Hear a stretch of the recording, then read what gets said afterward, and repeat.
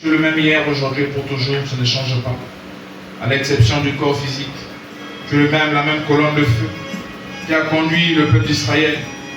Le même Dieu, la même colonne de feu qui s'est fait chair un jour et qui a marché en Galilée. Tu es la même colonne de feu, la même lumière qui a apparu en ce temps de la fin, à la naissance de William Branham, et qui, au Dieu Tout-Puissant, a été avec lui tout le long, qui, au Père éternel, s'est manifesté, au Dieu qui a manifesté, Seigneur, au Dieu, et accompli toutes les promesses du temps de la fin. Le même Dieu encore aujourd'hui parmi nous, ô Père éternel, prouvant que nous sommes ton peuple par la révélation et par la vie de ta parole, par la foi. Ô Dieu, nous sommes réunis encore cet après-midi et nous voulons te bénir pour ce temps favorable que tu nous accordes. Car si nous n'avons pas la bonne santé, si nous n'étions pas, Seigneur, ô Père éternel, en bonne forme, ô Père, nous ne serions pas réunis cet après-midi. Alors nous te bénissons pour la bonne santé. Te bénissons aussi pour les moyens financiers que tu as pourvu afin que nous puissions nous déplacer. Et ô Dieu, Père éternel, nous retrouver rassemblés en cet endroit. Père, nous dédions ce temps, Seigneur, au Père éternel, d'écoute, Père éternel, de ta parole. Alors que nous voulons, Seigneur, ô Dieu, parler des choses, au Père éternel, qui concernent, au Père éternel, notre salut, nos âmes, qui concernent la vie éternelle, qui concernent, Seigneur, ô Dieu, le royaume. Viens, Seigneur, ô Père éternel, mettre toute pensée de distraction, ô Père éternel, ô Dieu, hors d'état de nuire, que toute atmosphère, ô Père éternel, qui ne confesse pas ta Seigneurie, soit nulle et sans effet. Père bien-aimé, nous prenons, Père éternel, ce temps, ô Père éternel, sous contrôle, et que, Père bien-aimé, ô Dieu, là où il y a des liens, au travers de ta parole, les liens soient déliés. Là où il y a des chaînes, Seigneur, que les chaînes soient brisées. Là où il y a la maladie, que, Père, la guérison s'opère. Au-delà de la mort, ô Dieu Père éternel, si quelqu'un parmi nous, Seigneur, est séparé spirituellement avec toi, ô Père, laisse que, Père, la résurrection puisse se produire, Seigneur. Ô Dieu, car tu ne parles pas en vain. Quand tu parles de quelque chose, c'est qu'il y a derrière cette chose la puissance, Seigneur, pour accomplir le miraculeux, Seigneur. Prends le contrôle de tout, Seigneur. Nous recommandons à toi, pour ta gloire et pour ton honneur. Nous avons ainsi prié et demandé. Amen. Amen. Que le Seigneur vous bénisse. Amen.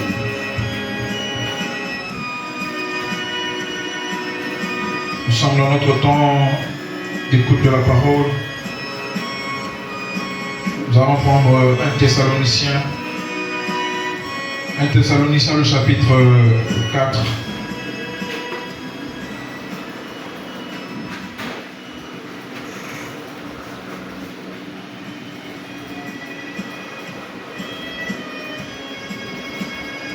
« 1 Thessaloniciens, chapitre 4.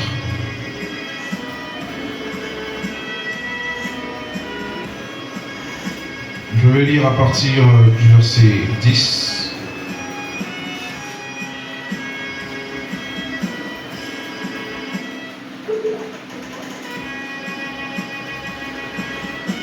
Prenons à partir du verset 13. On va aller un peu plus vite. Nous ne voulons pas, frères, que vous soyez dans l'ignorance au sujet de ceux qui dorment, afin que vous ne vous affligez pas comme les autres qui n'ont point d'espérance.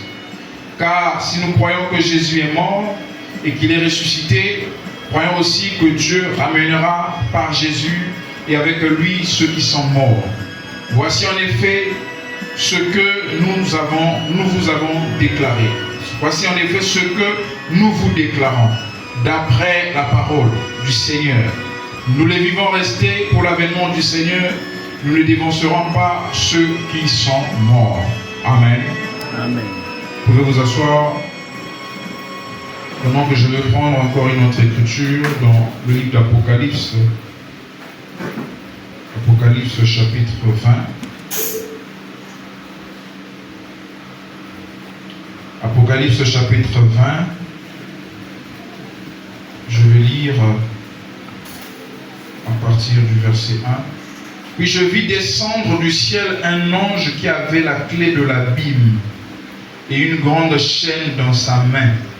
Il saisit le dragon, le serpent ancien, qui est le diable et Satan, et il le lia pour 1000 ans.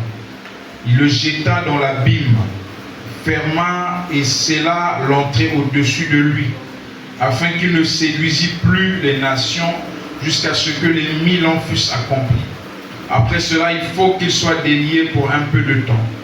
Et je vis des trônes, et à ceux qui s'assirent fut donné le pouvoir de juger. Et je vis les âmes de ceux qui avaient été décapités à cause du témoignage de Jésus et à cause de la parole de Dieu, et de ceux qui n'avaient pas adoré la bête ni son image, et qui n'avaient pas reçu la marque sur leur front et sur leurs mains. Ils revinrent à la vie, et ils régnèrent avec Christ pendant 1000 ans. Les autres morts ne revinrent point à la vie jusqu'à ce que les 1000 ans fussent accomplis. C'est la première résurrection. Heureux et saints ceux qui ont part à la première résurrection.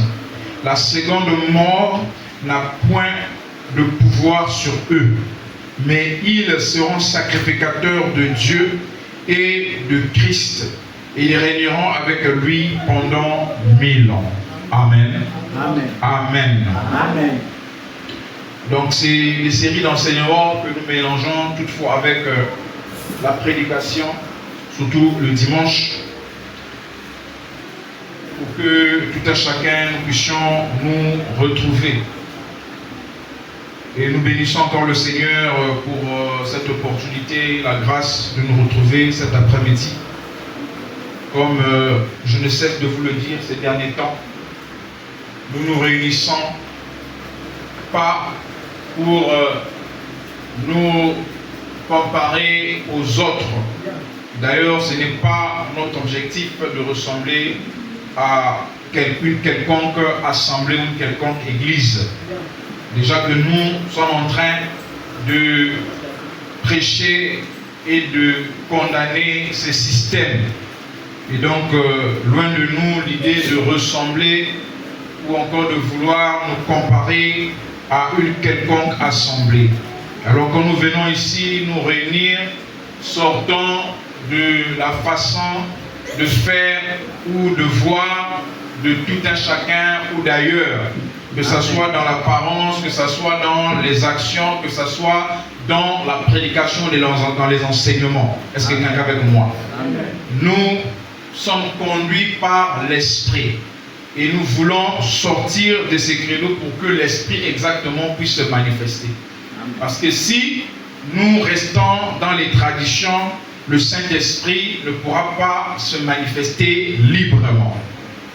Et comme j'ai dit le jeudi aux bien-aimés avec qui nous avons passé le temps de prière, je leur ai fait comprendre que quand nous prenons un engagement de suivre le Seigneur, la voie du Seigneur, ça veut dire que nous sommes responsables et nous sommes conscients des enjeux ou des conséquences de nos choix. Et la voie que nous sommes en train de suivre, c'est ce qu'on appelle la voie des méprisés. Amen.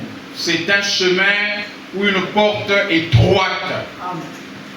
Une porte étroite. On me dit que lorsque on change de dispensation, cela a toujours créé un peu de trouble.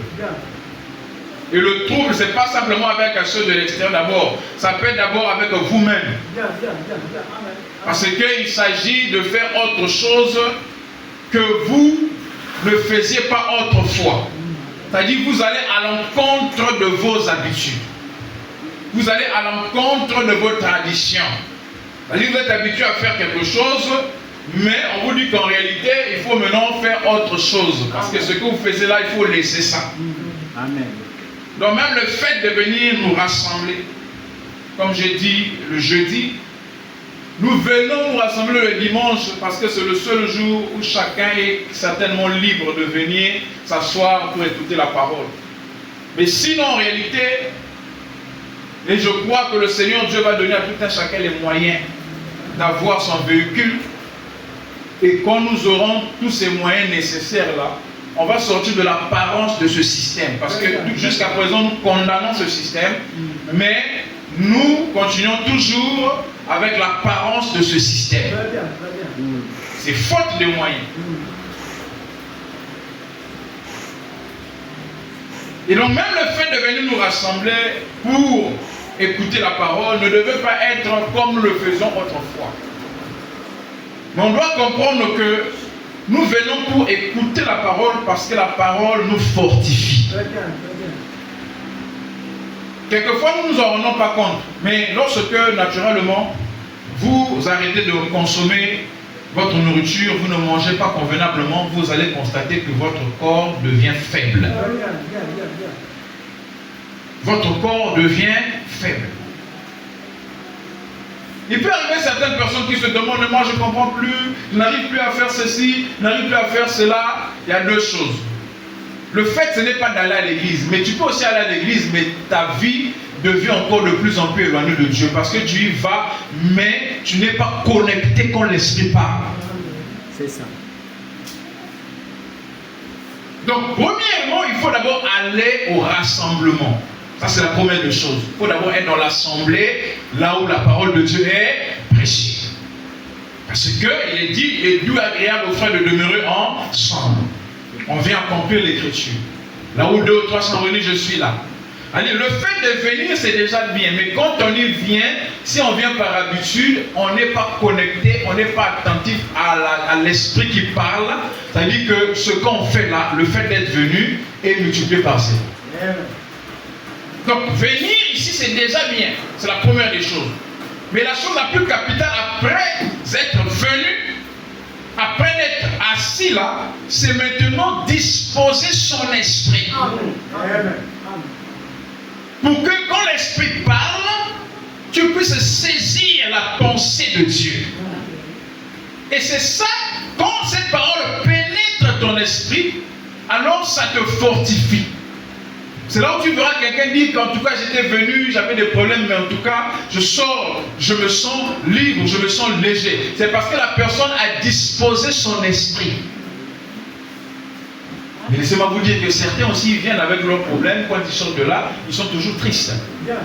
Parce que tout ce qu'on dit là, lui, il se dit que son problème est tellement, ça dit rien ne peut changer sa situation. Et tu vas voir qu'on a prêché avec un serment de foi. Mais en sortant de là, il vient encore poser un problème que la prédication avait déjà réglé. Voilà. Je vous dis la vérité. Et moi, ce genre de personne m'inquiète. C'est-à-dire, on parle de la foi, on parle de la foi, c'est-à-dire, c'est pour lui, c'est pour l'élever à un niveau pour qu'il puisse comprendre que son problème-là n'est rien devant Dieu. Mais à la fin de la prédication, il vient encore voir, en tout cas, moi j'ai un problème. Oh, mais finalement, Dieu t'a parlé pendant la prédication. Si un instant où même on doit avoir confiance en l'homme de Dieu, c'est lorsqu'il prêche. Amen. Parce qu'il a été loin. Ce n'est plus lui-même, parce que c'est le don qui agit. Le don, c'est Dieu lui-même. Amen. Pendant qu'il était quelquefois sous discernement, il ne savait pas ce qui se passait. Il pouvait s'évanouir. Et après, Billy Paul leur racontait ce qui s'est passé.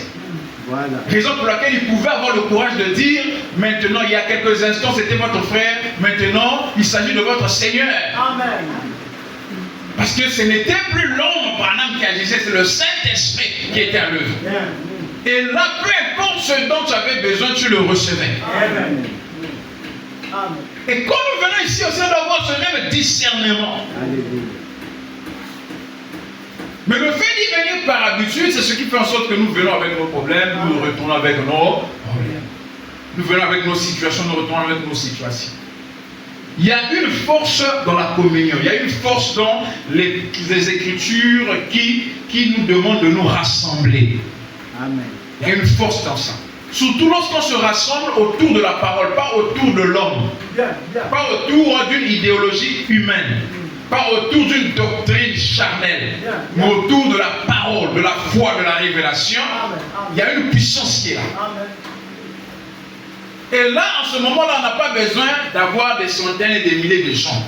Là, le problème, c'est d'avoir un seul être, la présence de Dieu. La présence de Dieu.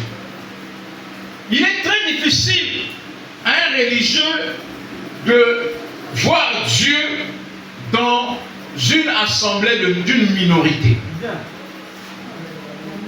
Et le religieux, il est impossible pour lui de voir Dieu dans la minorité. C'est-à-dire le religieux s'il rentre ici, il va dire, ah, ça c'est quoi? Parce que là, il compare ce qu'il voit avec autre chose. C'est ça le religieux. Et déjà, quand tu viens avec cette pensée-là, tu ne peux pas recevoir quelque chose de Dieu. Parce qu'on reçoit quelque chose de Dieu par rapport à notre attitude. Amen. Amen. Et c'est comme ça, effectivement, que quelquefois, nombreux, que ce soit dans la Bible, dans l'histoire biblique, nombreux ont manqué de voir Dieu. Parce qu'ils avaient une image de la façon dont Dieu peut se révéler. Ils avaient une image de la manière dont Dieu doit parler. Ils avaient une image de la personne qui doit être porteur d'une vérité. Ils avaient une image de ce qu'on appelle un homme de Dieu. Et donc même Élie, quand il sort de la jungle, il vient, il dit que j'ai un message, c'était pas facile de le croire. C'était des hommes dans le temps, quelquefois, qui s'habillaient comme des fous. Ils ne prenaient pas soin d'eux. Mais c'était des hommes qui avaient la parole de Dieu. Est-ce que vous êtes en train de me suivre? Amen. Donc ces enseignements que nous sommes en train d'apporter ont un but.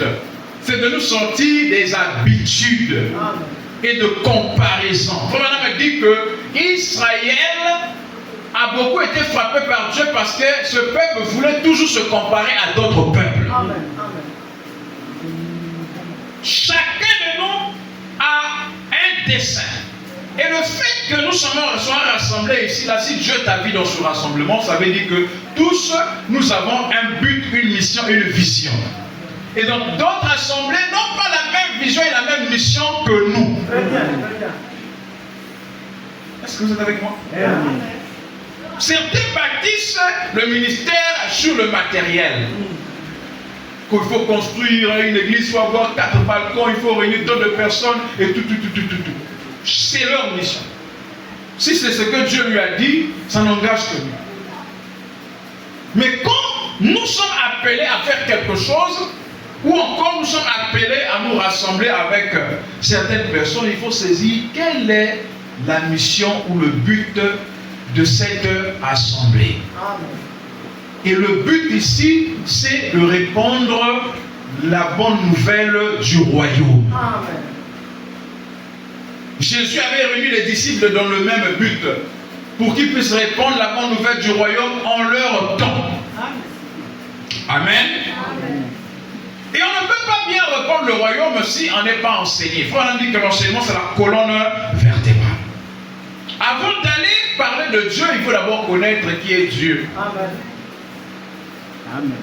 Avant d'aller parler du diable, il faut d'abord connaître aussi qui est Satan. Très bien. Vous ne pouvez pas aller vous attaquer à quelque chose que vous ne maîtrisez pas. Vraiment. C'est pourquoi dernièrement aussi j'ai parlé de cette fils de Shema. Ils sont allés chasser des démons alors qu'ils ne savaient même pas c'est quoi Satan, c'est quoi un démon. Et c'est comme ça effectivement qu'on se retrouve avec des démons au lieu de se retrouver avec les anges.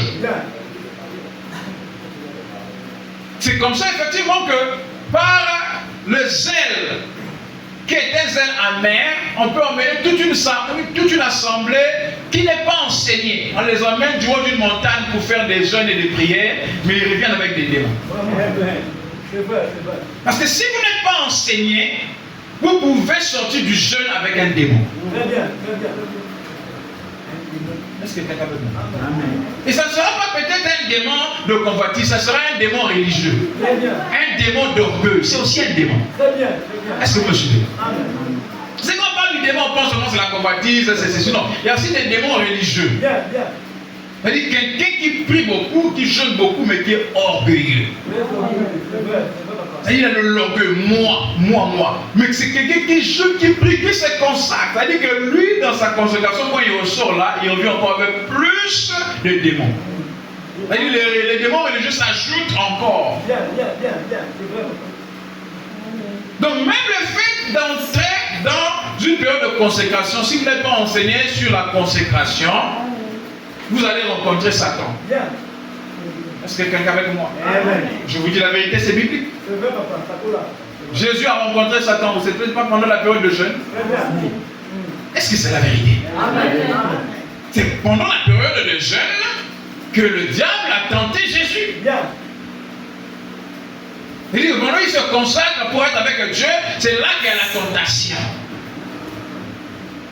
Ça veut dire que si Jésus n'était pas réellement ce qu'il est, que nous savons, s'il n'était pas le Fils de Dieu, s'il ne connaissait pas dans sa position, il succombait, il allait revenir avec des possessions diaboliques. Mais il a tenu tête. Il faut maintenant dire que là, Jésus n'a utilisé aucune de ses puissances, mais il a utilisé, il est écrit. C'est-à-dire, il était enseigné, il a utilisé la vérité de la parole. Si tu es réellement fils de Dieu, jette-toi. Il est écrit que les anges viendront à ton secours. C'était l'écriture. Parce que le diable aussi, quand il vient à quelqu'un qui va à l'église, il utilise aussi le même domaine que toi. Le domaine des Écritures. Amen. Donc, pendant la période de jeûne, c'est là que la tentation est venue. Il s'est éloigné pour se consacrer, le diable aussi vient. Il faut maintenant dire que quand quelqu'un s'éloigne pour être dans la présence de Dieu, quand il en sort, le premier qu'il va rencontrer, c'est Satan.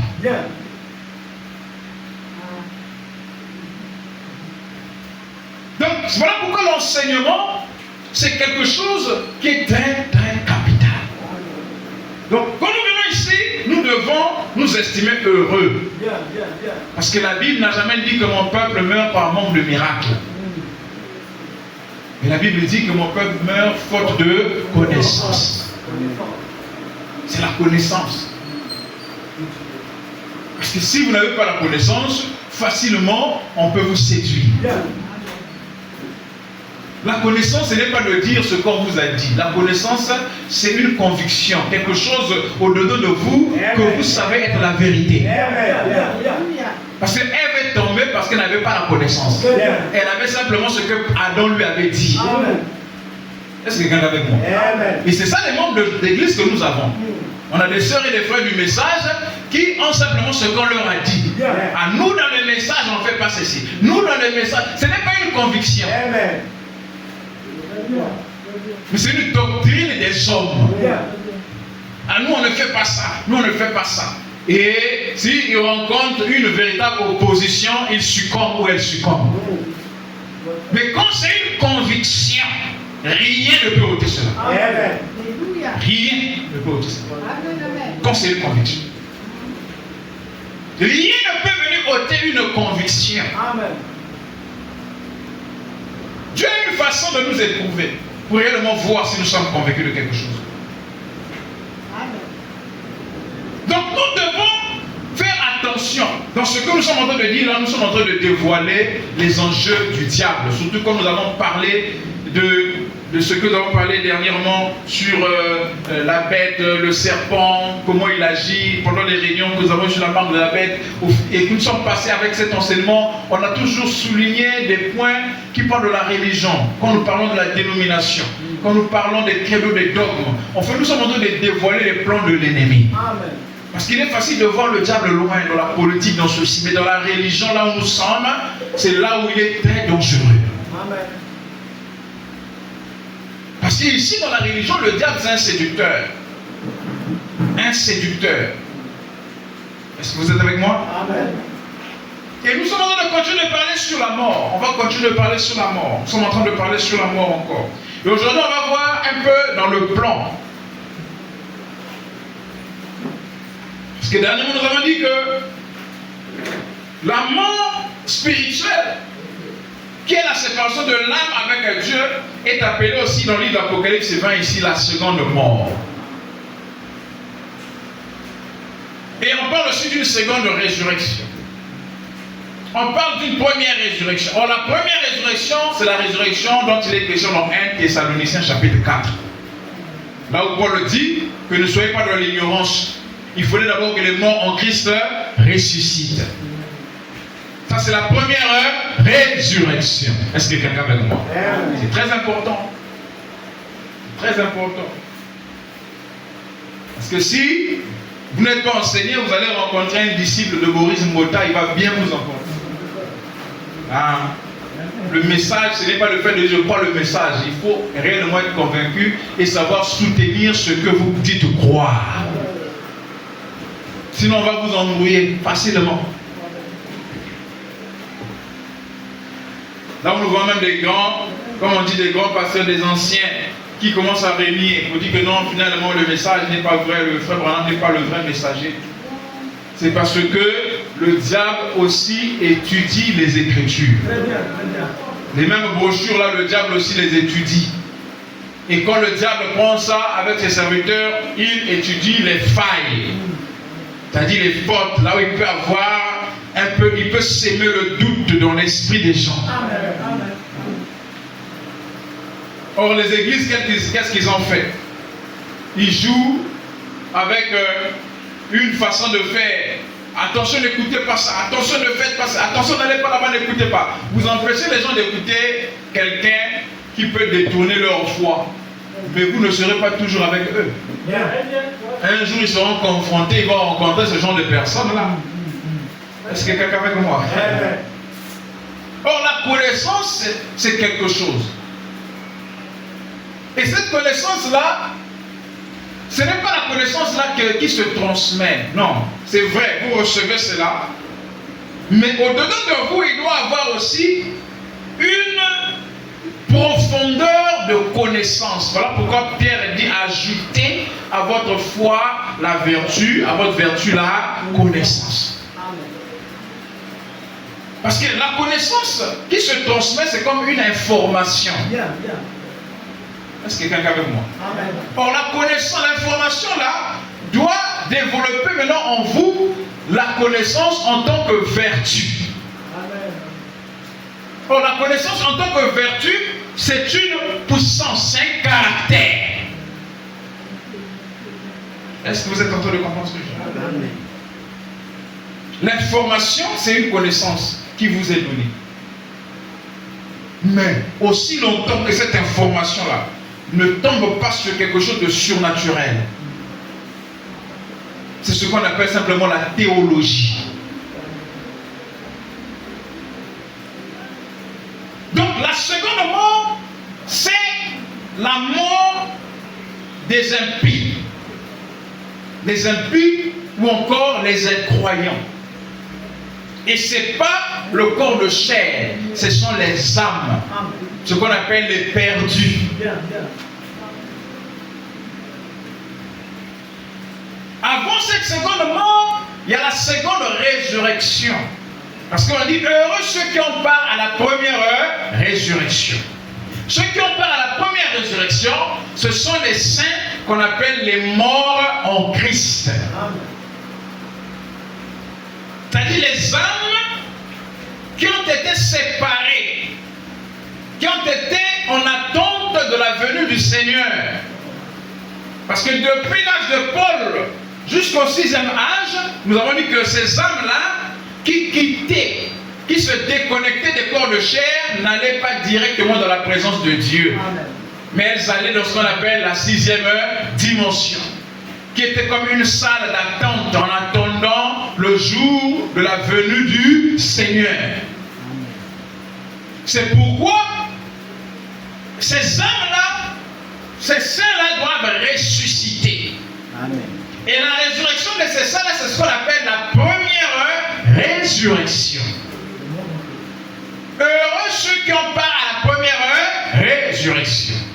Et la première résurrection, quand elle a lieu, ceux qu'on appelle les vivants sont enlevés ensemble avec ceux qui sont ressuscités. Est-ce que vous êtes avec moi? Amen.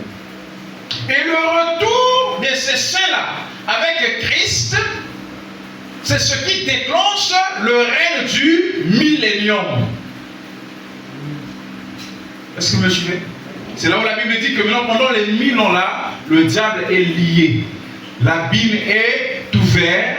Le diable et ces âmes-là perdues-là sont dans l'abîme. Et un ange qui a les clés de l'abîme.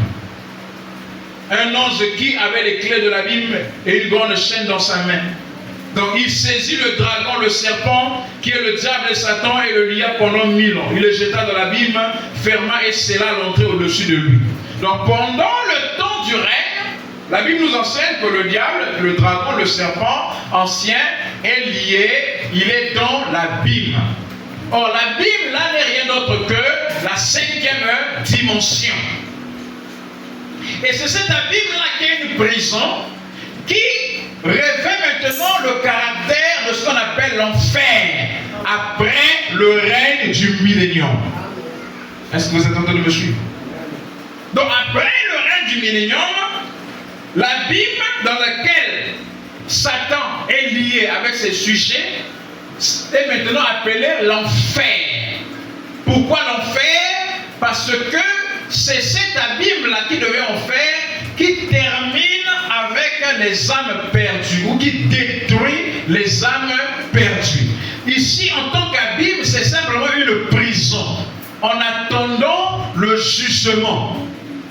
Là, je suis dans le plan. Est-ce que vous êtes en train de suivre? Donc, selon le plan, il y a la résurrection, il y a l'enlèvement des saints ressuscités et des saints vivants. Ensuite, il y a le retour de Christ avec ses saints, qu'on appelle maintenant l'épouse. Ils viennent pour le règne du millénium. Et après le millénium, il y a ce qu'on appelle la seconde résurrection. Ce n'est pas la résurrection des saints, c'est maintenant la résurrection des impies. Est-ce que vous voyez le processus? On a les âges de l'Église. Les 6 premiers âges, c'est les âges des morts en Christ. Le 7e âge, c'est l'âge des vivants. La résurrection a lieu, l'enlèvement des saints, morts et ressuscités, et des vivants. Ils vont au ciel, ils reviennent avec Christ pour les 1000 ans du millénium. Après les 1000 ans, il y a la seconde résurrection, qui est la résurrection des impies. Et ils ressuscitent pour être jugés. Je dis que je suis dans le plan. Quand on applique cela, nous allons comprendre que l'application n'est pas littéralement. Quand on dit résurrection des impies, ça ne veut pas dire qu'ils vont ressusciter dans des corps qu'ils ont vécu autrefois. Parce que certains ont été broyés par les animaux. Certains ont... Est-ce qu'il y a quelqu'un avec moi? Certains ont été brûlés. Alors s'ils doivent ressusciter dans des corps de chair, ça doit être des nouveaux corps. Or, s'ils ont déjà des nouveaux corps, ça veut dire qu'ils peuvent vivre éternellement. Or, Frère Branham nous dit que Jésus est allé prêcher ou condamner les âmes. Est-ce qu'il y a quelqu'un avec moi? Amen. Les âmes qui étaient autrefois incrédules. Amen. C'est ce que la Bible même dit, Pierre même l'enseigne. Il est allé prêcher aux âmes qui étaient incrédules au jour de Noé. Est-ce que vous êtes en train de me suivre? Yes, donc la Bible nous enseigne que Jésus est allé prêcher aux âmes qui étaient incrédules au jour de Noé. Or l'incrédulité de ces âmes-là est une nature. Amen. Est-ce que vous êtes en train de me suivre? Amen. C'est pourquoi je donne encore un deuxième exemple, toujours au temps de Jésus. Il y a eu des Juifs qui ont dit que ton sang retombe sur nous et sur nos enfants. Et la Bible nous enseigne que Christ, lorsqu'il est venu, il a été rejeté par Israël. Et il revient encore avec un ministère afin qu'Israël puisse reconnaître leur Messie au travers des 2 témoins. Apocalypse 11. Or, les mêmes personnes qui ont vécu au temps de Jésus, ce n'est pas les mêmes physiquement qui vivent au temps de la fin. Est-ce qu'il y a quelqu'un avec moi? Mais on nous dit qu'il faut qu'Israël qui a rejeté Jésus en son temps puisse recevoir Jésus au temps de la fin. Mais est-ce que c'est les mêmes personnes physiquement? Non. Est-ce qu'il y a quelqu'un avec moi? Vous comprenez? Parce que les hommes meurent, mais les esprits ne meurent pas. C'est pourquoi, quand on parle des âmes qui sont en prison, Jésus étant parti prêcher aux âmes qui étaient incrédules au temps de Noé. On parle aujourd'hui des âmes qui sont en prison maintenant. Et il dit, le puits de la Bible est ouvert. Dans une expérience, Frère Branham, lorsqu'il avait 14 ans, il se retrouve dans un endroit qu'il appelle l'enfer. Il voit des choses atroces. Et plus tard, des années après, il se retrouve dans la ville, en train d'escalader un escalator. Et il voit une femme. Il a eu la chair de poule. Il s'est souvenu d'une image ou encore d'une femme qu'il avait vue pendant son expérience à 14 ans. Là-bas dans la Bible. Est-ce que quelqu'un avec moi?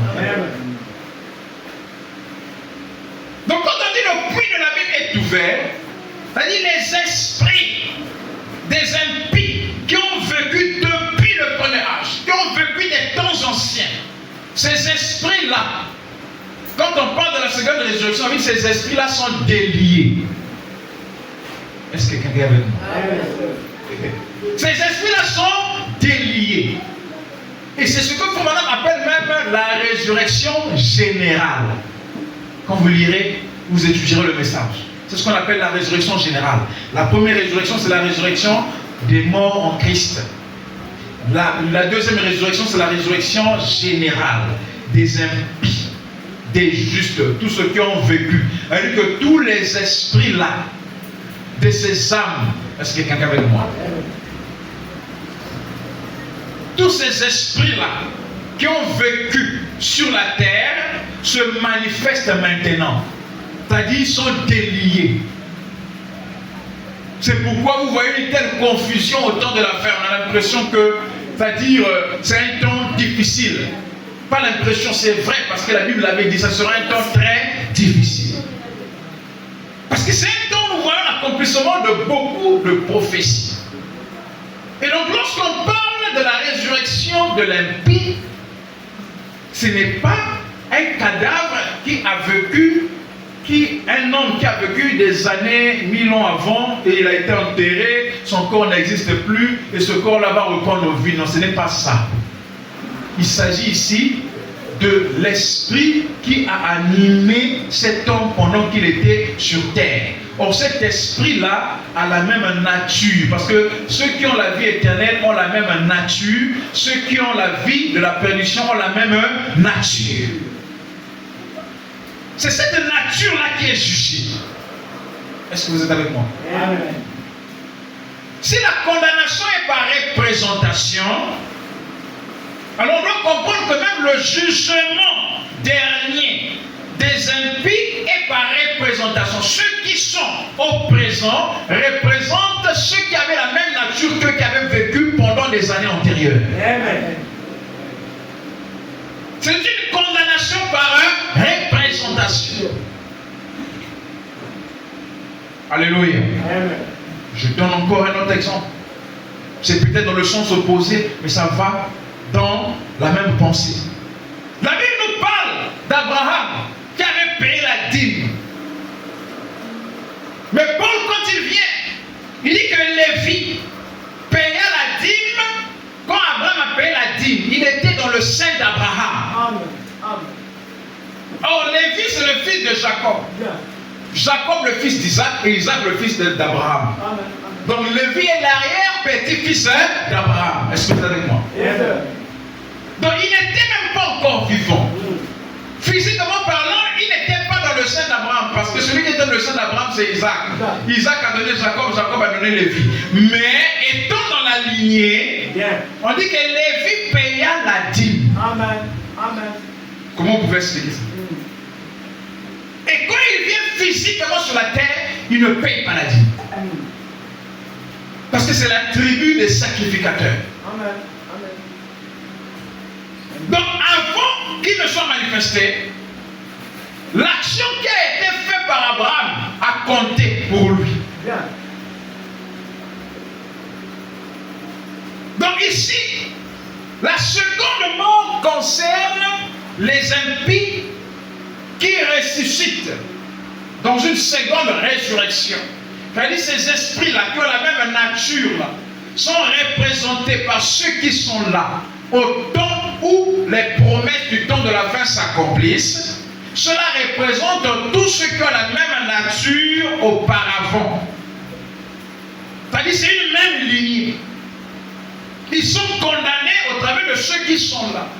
Ces esprits-là ressuscitent dans le sens que le puits de l'abîme est ouvert.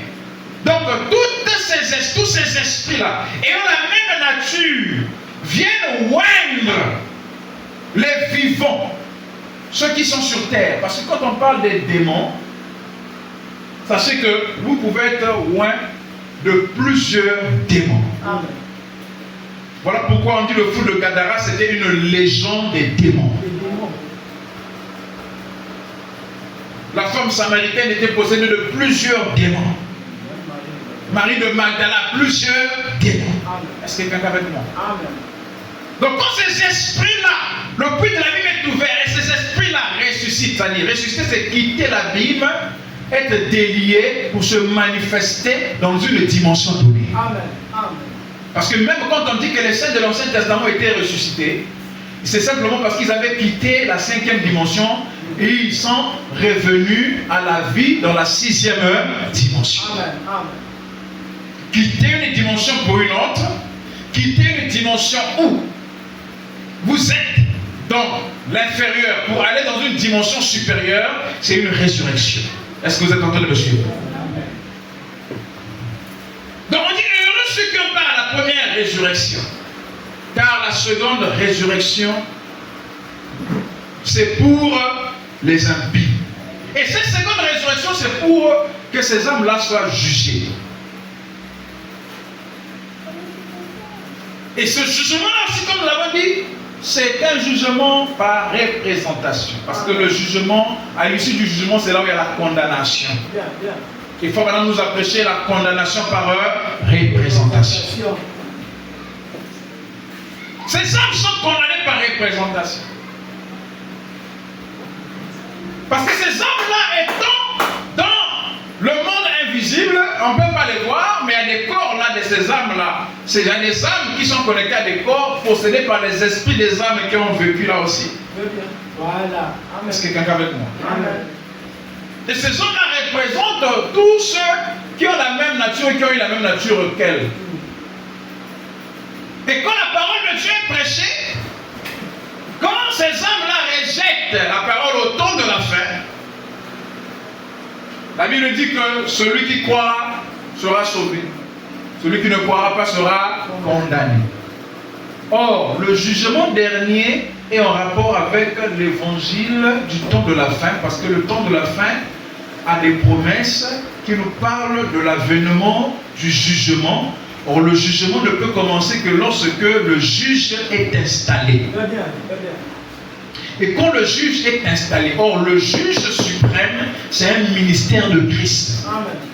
Est-ce que vous me suivez? Amen. Et lorsque ce ministère-là est manifesté et que nous rejetons le message de ce ministère qui est le juge, parce que aussi longtemps que nous le recevons, c'est une grâce. Amen.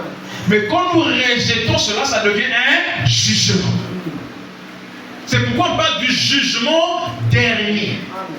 Or, ce qui condamne l'homme, c'est la parole qu'il rejette. Amen. Donc le jugement dernier en rapport avec l'évangile du temps de la fin, qui est une grâce pour les uns et un jugement pour la majorité. Amen. Vraiment dire quelque chose ici concernant cette seconde mort. Comme je viens de dire, on quitte la forme de l'abîme et on rentre dans la forme de l'enfer. C'est toujours la même chose, mais qui change d'état. Je vais dire quelque chose ici, très rapidement. Et c'est un peu de nous réveiller. On sait qu'il fait chaud, mais ne laissez pas la fatigue ou le sommeil vous emporter. Amen. Amen. Écoutez ceci. Dans l'âge de l'église de Smyrne, est-ce que vous me suivez? Dans l'âge de l'église de Smyrne, paragraphe 141, prêché le 6 décembre 1960, paragraphe 141. La première mort, c'est la séparation d'avec nos bien-aimés. Est-ce que quelqu'un est avec moi? Bien, bien. La première mort, c'est la séparation avec nos bien-aimés. Là, il s'agit de la mort physique. Donc, en parlant de première mort, il y a deux contextes. Ça dépend en fait de l'écriture que vous développez. Si on prend Apocalypse 20, en parlant de seconde mort, qui est la séparation éternelle avec Dieu, la première mort de cette seconde mort-là, ce n'est pas la mort physique. Bien. Ou encore, si on prend la seconde résurrection d'Apocalypse 20, si on veut parler de sa première résurrection, ça ne sera pas la résurrection physique. Amen. C'est une résurrection des saints du Nouveau Testament. La résurrection des morts en Christ. Est-ce que quelqu'un avec moi? Mort en Christ veut dire quoi? Qu'ils ont vécu, ils ont suivi la voie du Seigneur pendant qu'ils étaient sur la terre. Amen. Et ils ont quitté la terre. Leurs âmes ont été scellées par Christ pendant qu'ils étaient sur la terre. Amen. Mais ils ne vont pas directement dans la 7e dimension. Très bien, très bien. Ils sont dans la 6e dimension attendant le retour de Christ. Amen. Et on les appelle les morts en Christ. Pourquoi morts? Parce qu'ils sont séparés d'avec la présence de Dieu, qui est la 7e dimension. Amen. Parce qu'à cet instant-là, qu'ils quittent la terre, la 6e dimension n'est pas encore réunie avec la 7e. Amen. Est-ce que vous êtes avec moi? Amen. Mais ici, de façon générale, quand on parle de la première mort, c'est la mort physique. Amen. La deuxième mort, c'est la mort spirituelle. Amen. C'est-à-dire qu'il y a des gens qui vivent physiquement sur la terre, mais qui sont morts spirituellement. Amen. Même dans le langage souvent courant, on le dit, non? Ah, c'est seulement le corps qui se balade, son âme est déjà partie. Il attend juste quelqu'un qui va le faire du mal, mais il y a déjà. C'est ce qu'on dit, n'est-ce pas? Et spirituellement, ta vie n'est plus là. C'est seulement le corps. Est-ce que quelqu'un avec moi? Mais ce qu'ils disent là, en fait, c'est une vérité dans le sens où même la nouvelle naissance déconnecte notre âme avec le corps. Amen. Amen. Parce que la nouvelle naissance nous fait naître dans le royaume de Dieu. Amen. C'est là où quand tu es né de nouveau, aucun esprit ne peut atteindre ton âme. Est-ce que quelqu'un est avec moi? Ton âme est dans le royaume de Dieu. Et c'est cette vérité-là que nous disons aussi quand nous disons que nous sommes enlevés. Est-ce que quelqu'un est avec moi? Amen. Quand le frère Glory dit que je suis enlevé, parce que même l'enlèvement c'est une révélation. Ce n'est pas le fait qu'on dise que l'église a enlevé, que tu as annulé, que tu vas dire que non, les membres de l'huile sont enlevés. Non, c'est pas ça. Ça devient une théologie. L'enlèvement est une révélation. Amen. Amen. Très bien. Ce n'est pas annulé là-bas, ils sont des gens. Non, non, non, non, non, non. Annulé, ils sont enlevés. Non, non, on n'a pas dit que tous ceux qui sont là dans l'assemblée là sont des âmes enlevées. Non, c'est la fausse doctrine. Amen. Amen. Amen. Bien précisé. C'est quand on tombe là, on rentre dans la dénomination. Bien, très bien, très bien. Dire que non, tous ceux qui vont annuler, ils sont enlevés. Non, c'est la dénomination. C'est ça, c'est ça. L'enlèvement est une révélation. Révélation. Quand je le dis, je le crois. Je suis convaincu de ça. Si tu l'acceptes, tu dois aussi en être convaincu. Bien, bien, Tu ne bien. dois pas le déclarer parce qu'on te l'a enseigné. Non, tu dois être convaincu que c'est une vérité et ton âme l'accepte. Amen. Parce que ton âme ne peut accepter que là où elle se trouve. Amen. Amen. Amen. Alléluia. Amen. Donc quand je dis je suis enlevé, mon âme est enlevée, c'est la même vérité que l'incroyant ne peut pas concevoir.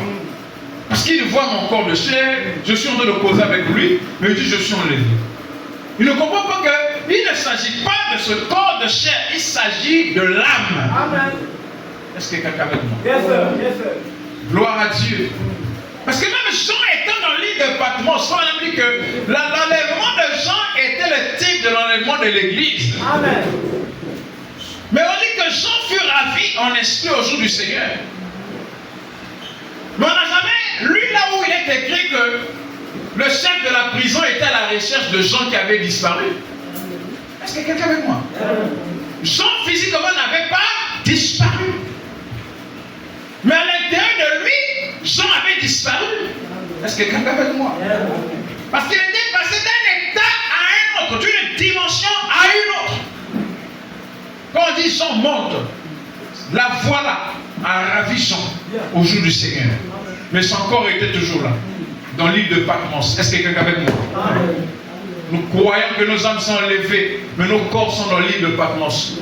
Les difficultés. On cherche l'argent ici. On court derrière ceci. On est là derrière. Est-ce que quelqu'un avec moi?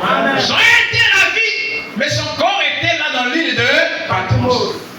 La vie ici sur terre est une vie comparable à celle de Jean sur l'île de Patmos. Amen. Là, il y avait des scorpions et des serpents. Est-ce que quelqu'un avec moi? Amen. Nous sommes tout autour de nous, il y a ce genre d'espèces.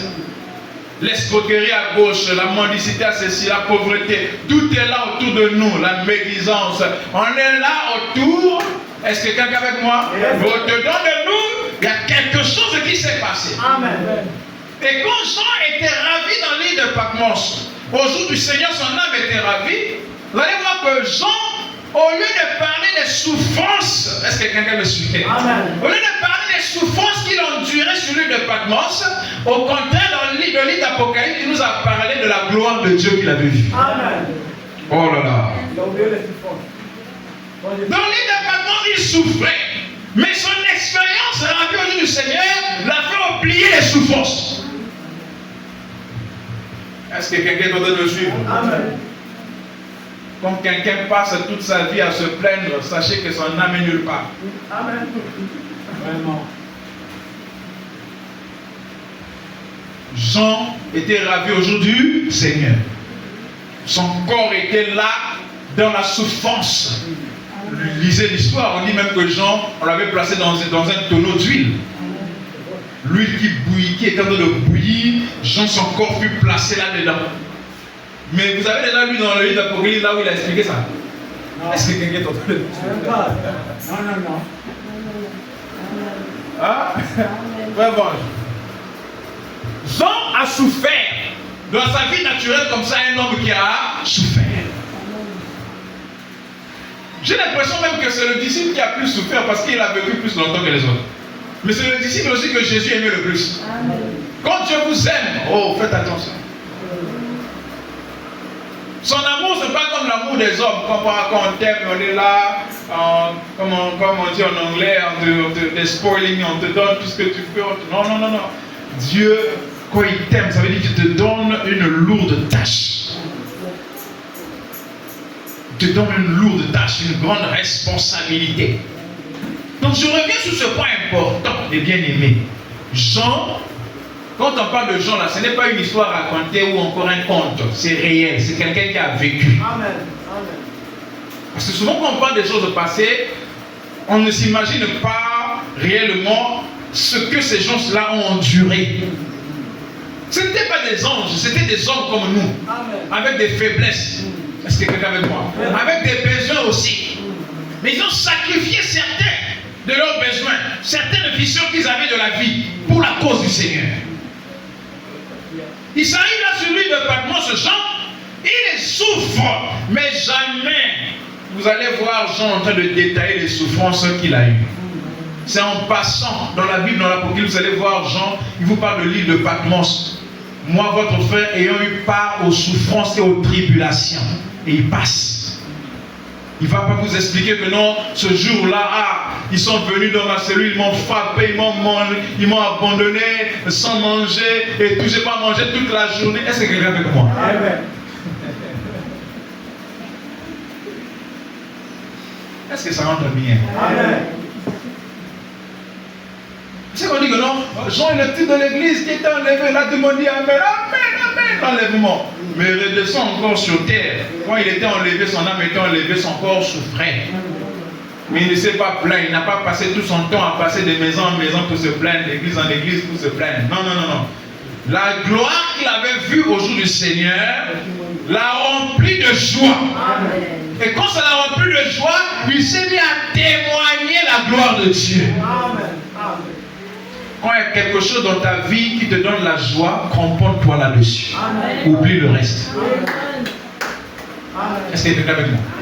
Quand tu as quelque chose dans ta vie qui te donne de la joie, sous-estime ou encore néglige tout ce qui t'enlève la joie, concentre-toi sur ce qui te donne plus de joie.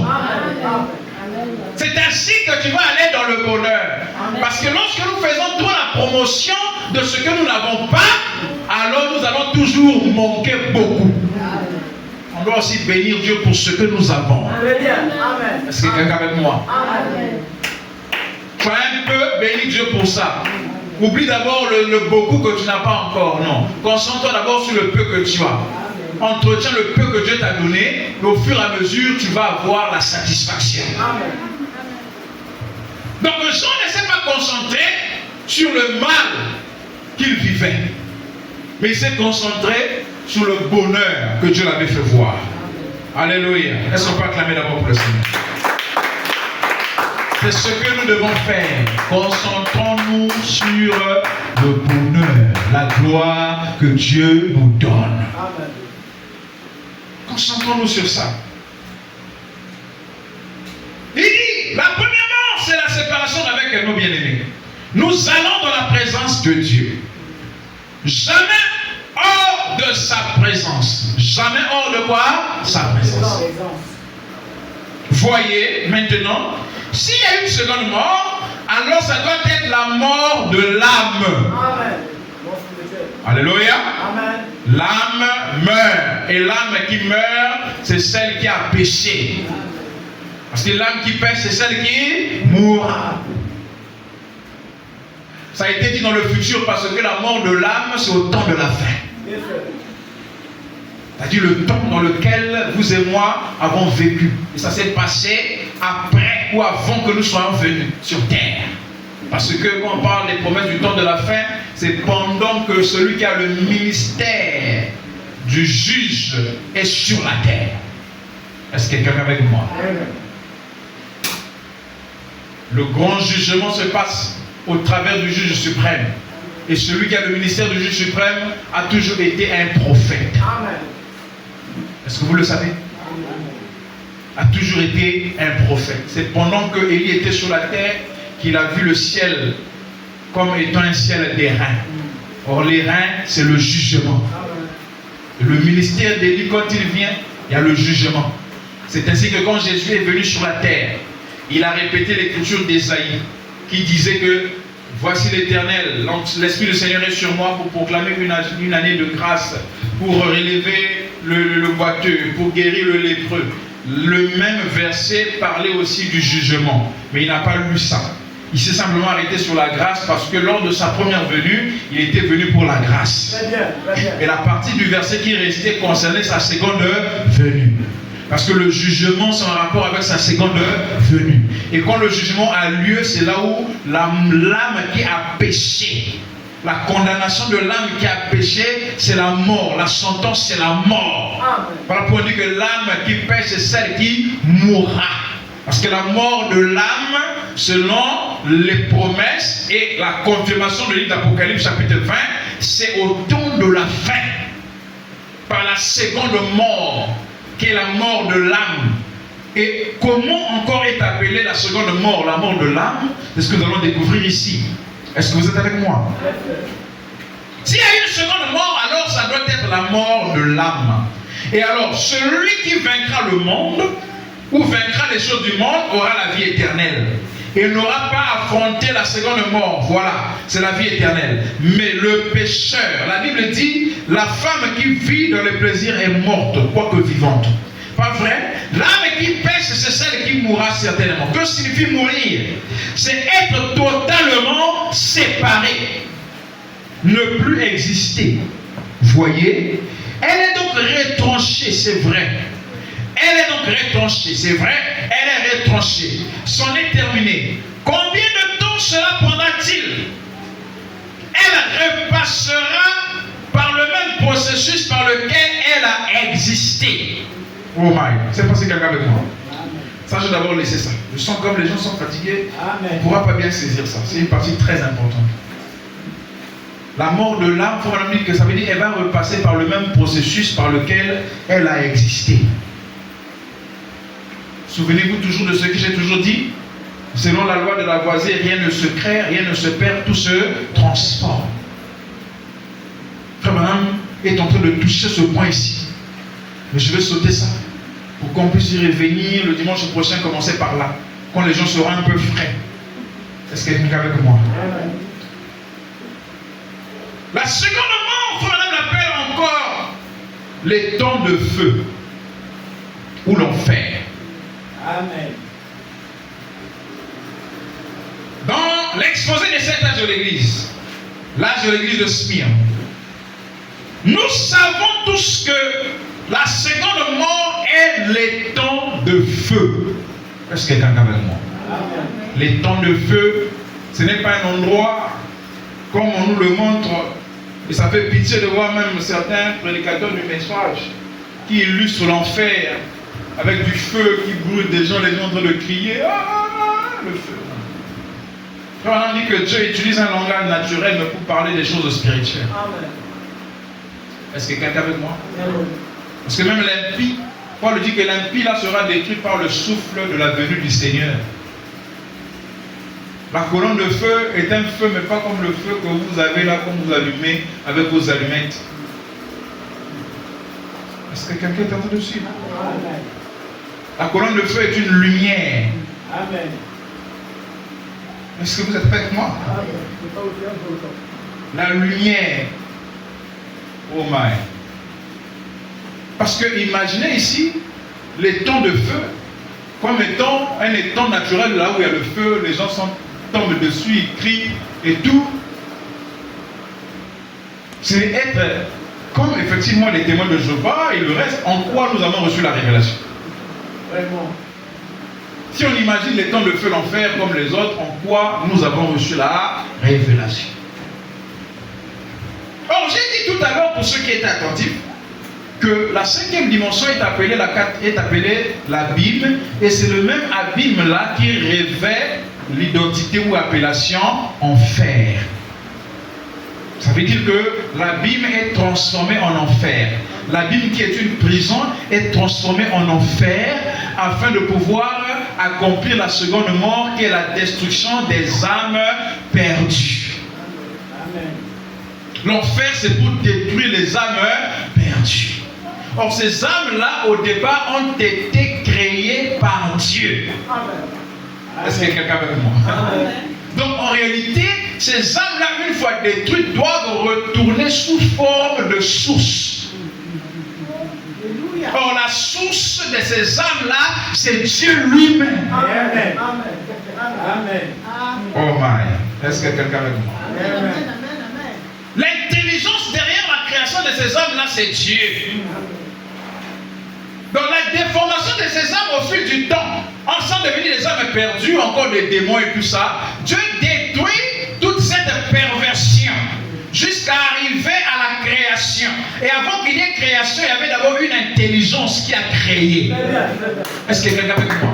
Donc elle retourne ces âmes-là à l'intelligence, qui est la source. Amen. Est-ce que quelqu'un avec moi? Oh my, j'aimerais dire quelque chose. C'est passé à des croyants. Amen. Amen. Le feu qui détruit les âmes perdues, c'est la colonne de feu. Amen. Amen. Amen.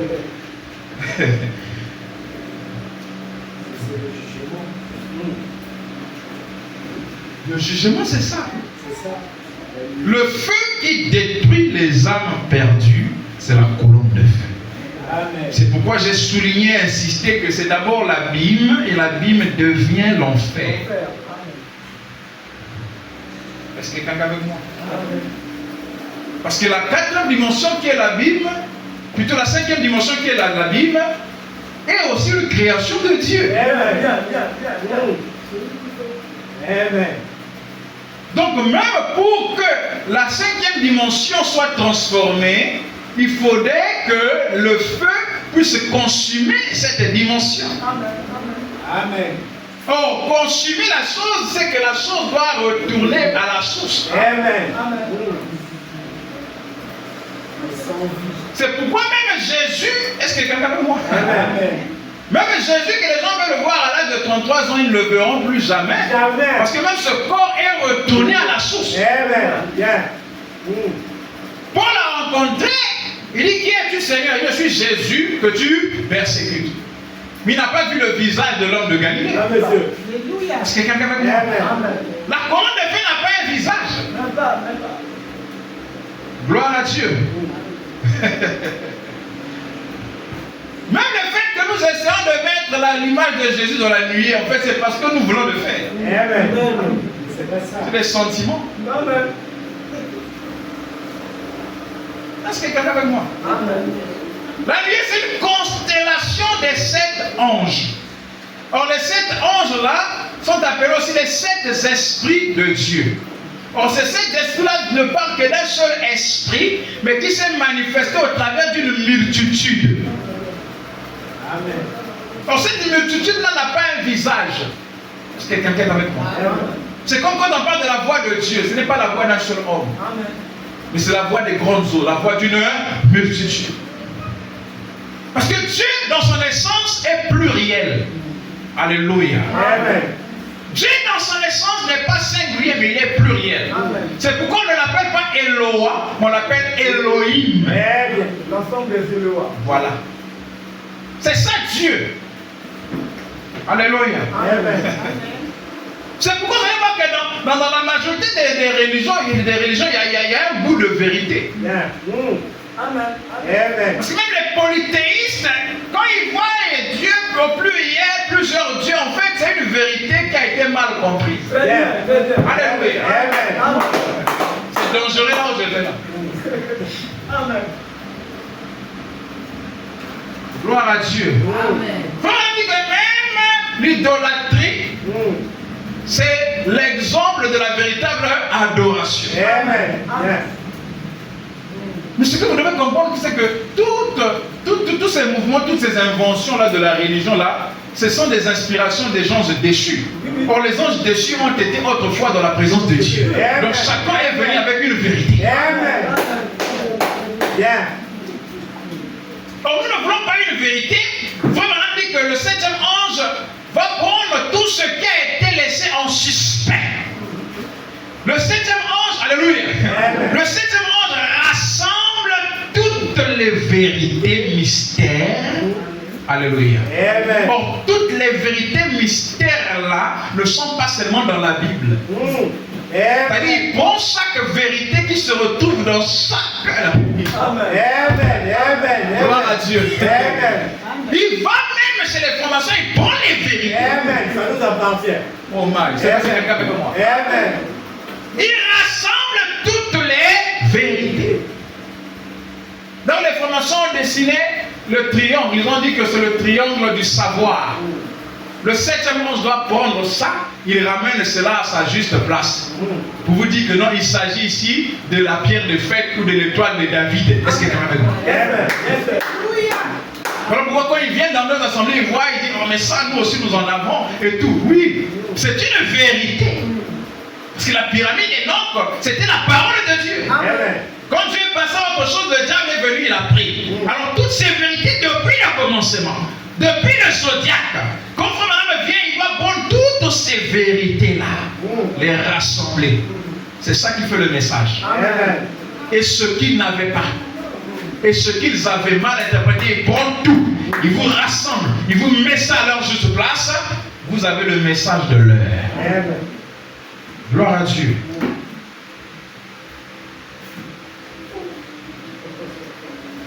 Donc les temps de feu, c'est la seconde mort. Ce feu-là, c'est Christ lui-même qui est le feu dévorant. Alléluia. Amen. Parce que quand vous brûlez quelque chose, la chose retourne là où elle était. Gloire à Dieu. Quand vous brûlez même quelque chose là dans vos maisons là, on est en train de brûler le plastique. Le plastique là disparaît sous cette forme. Mais ça repart dans les états de la matière. Amen. Alléluia. Amen. Ça repart sous forme de constituant dans la matière. Parce que tout ce qu'on parle de matière, la matière n'est pas toujours tangible.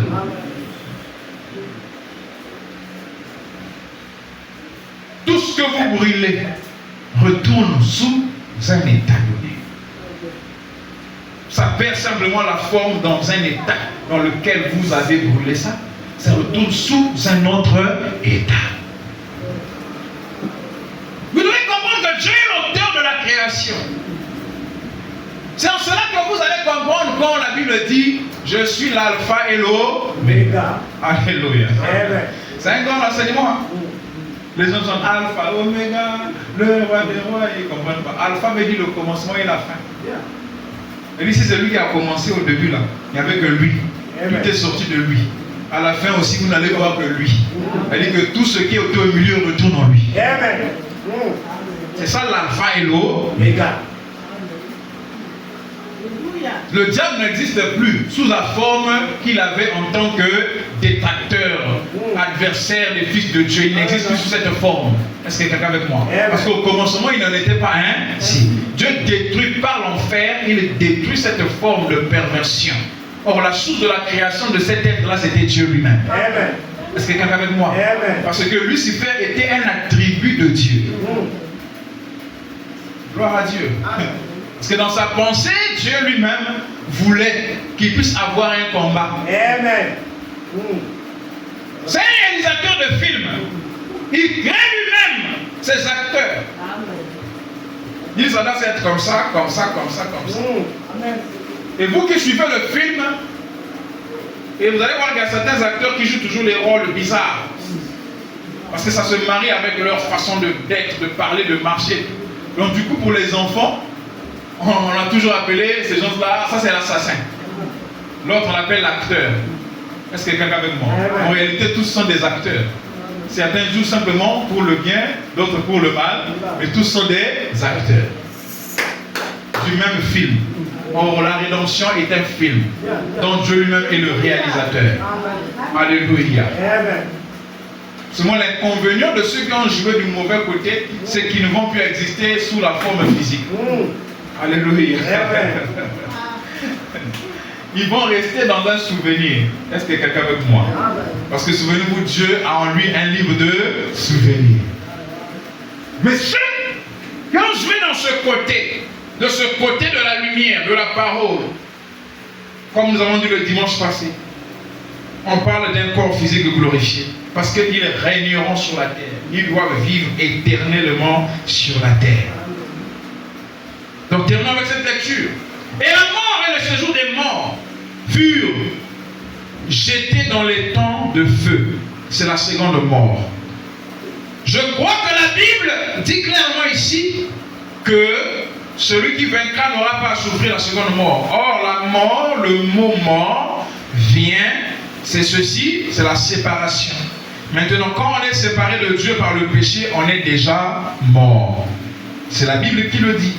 Nous sommes séparés de Dieu, nous sommes retranchés, nous sommes morts par nos péchés et nos offenses. Nous sommes étrangers à Dieu et à sa communauté. Et puis, quand nous recevons Dieu et que nous avons la vie éternelle, nous sommes ses enfants et une partie de lui. Amen. Que le Seigneur vous bénisse. Nous allons nous tenir debout pour adorer Dieu et nous allons lui parler.